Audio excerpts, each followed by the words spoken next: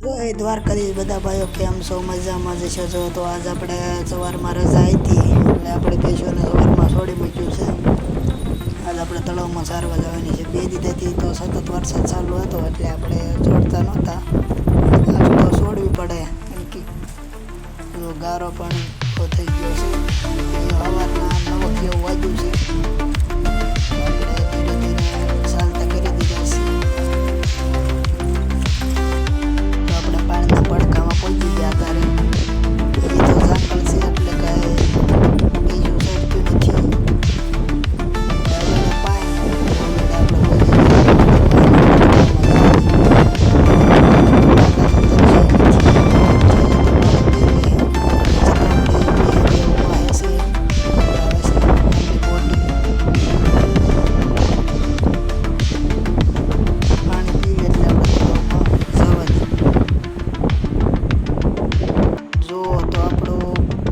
વરસાદ આવ્યો હતો એટલે જેવા તેવા ખાડા ભરાણા છે અને આપણે પીછું પણ સરવા મળ્યું છે.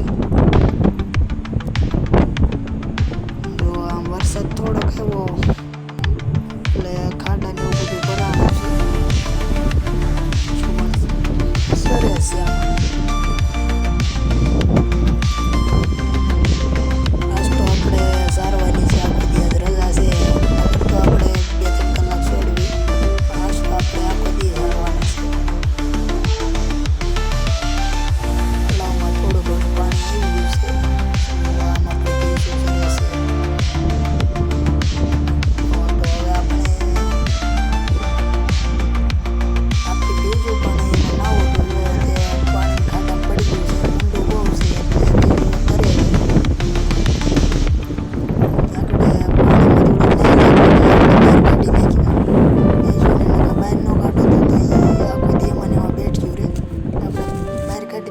બહાર પણ નીકળી ગયા અને પાછા સરવા મળ્યા.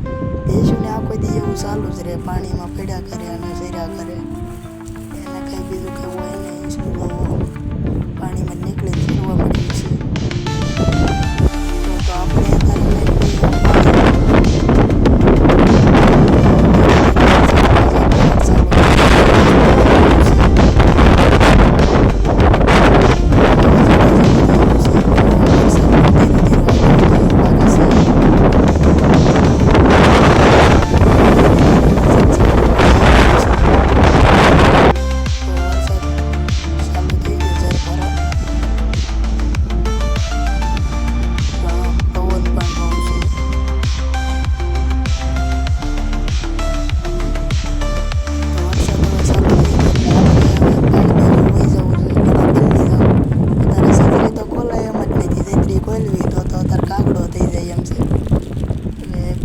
સરશે આપણે ભેંસુને વેચી અને કાલે બાપા સીતારામની મઢુલ્ય વહી જઈએ એટલે પલળવીને ઘોડી તો સરસ છે. વરસાદ આવે એટલે ભેંસું બહુ સરે.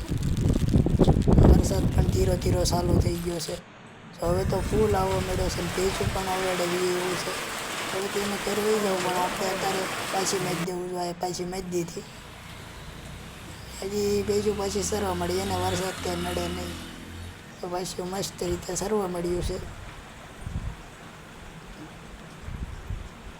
તો આ બાજુ વિજયભાઈની એની ગાવું ખબર તમને બધાને ખબર જ છે. ગાવું કે વરસાદમાં સરે નહીં એટલે જો એને અહીંયા જૂની નિશાળે ઊભા રાખી દીધા છે.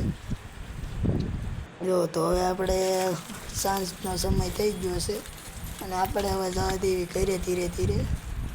હજી બોડી તો સરે